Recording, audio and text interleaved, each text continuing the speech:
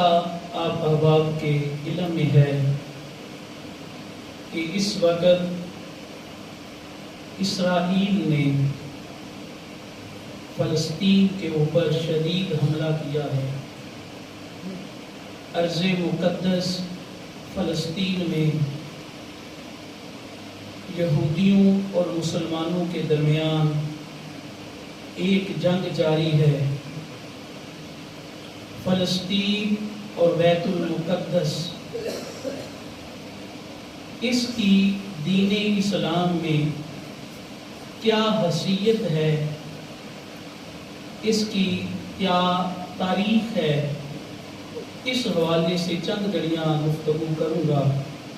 اللہ کریم حق گوئی کی توفیق عطا فرمائے۔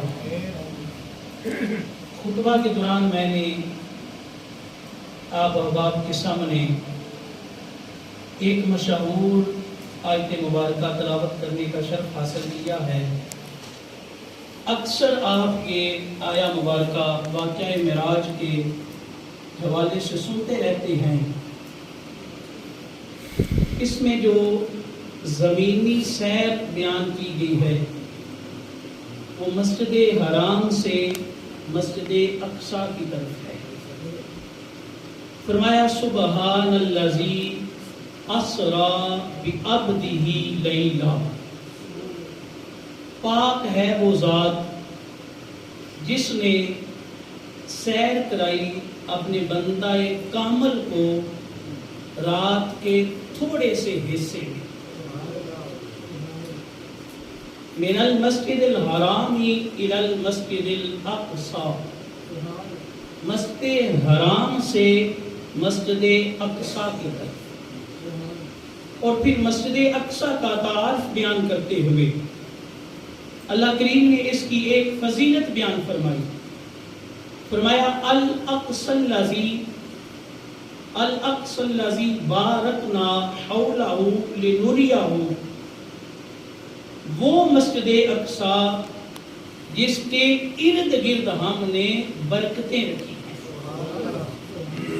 ہر مسجد اندر سے برکت والی ہے، لیکن مسجد اقصی کی کیا شان ہے کہ اس مسجد کے باہر اللہ رب العالمین نے برکتیں رکھی ہیں۔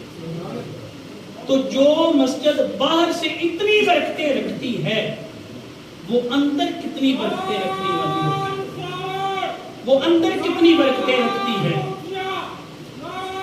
فرمایا بارکنا حولہ، کہ ہم نے اس کے ارد گرد برکتیں رکھی ہیں، مسجد اقصی کے ماحول کو ہم نے اس کے ارد گرد برکتیں رکھ دی ہیں۔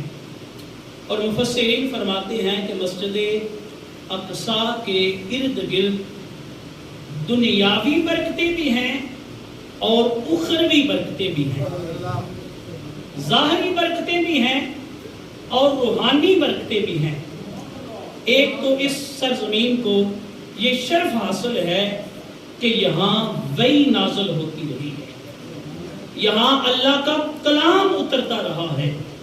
زبور حضرت داؤد علیہ السلام پہ نازل ہوئی ہے، اور حضرت داؤد علیہ السلام کی حکومت کا جو کیپیٹل تھا، دارالحکومت تھا، وہ یہی فلسطین تھا۔ تو یہاں زبور نازل ہوتی رہی ہے۔ حضرت موسیٰ علیہ السلام آپ یہاں تشریف فرما رہے ہیں، اور حضرت موسیٰ پہ تورات نازل ہوتی رہی ہے۔ حضرت عیسیٰ علیہ السلام، ان کی ولادت کی جگہ یہ مسجد اقصی سے چند کلومیٹر کے فاصلے پر یروشلم کا شہر ناصرہ ہے، وہاں حضرت عیسیٰ علیہ السلام کی ولادت ہوئی ہے۔ تو یہاں حضرت عیسیٰ پہ انجیل نازل ہوتی رہی ہے۔ گویا جو باقی تین آسمانی کتابیں ہیں، تورات، زبور، تورات اور انجیل، یہ تینوں آسمانی کتابیں اسی سرزمین پہ اترتی رہی ہیں، اسی زمین پہ نازل ہوتی رہی ہیں۔ حضرت داؤد علیہ السلام آپ یہاں تشریف فرما رہے ہیں، حضرت موسیٰ علیہ السلام بھی اور حضرت عیسیٰ علیہ السلام بھی۔ آپ ذرا اس سے اندازہ کریں نا کہ وہ جگہ کتنی برکت والی ہوگی جہاں اللہ کے نبی تشریف فرما رہے ہیں۔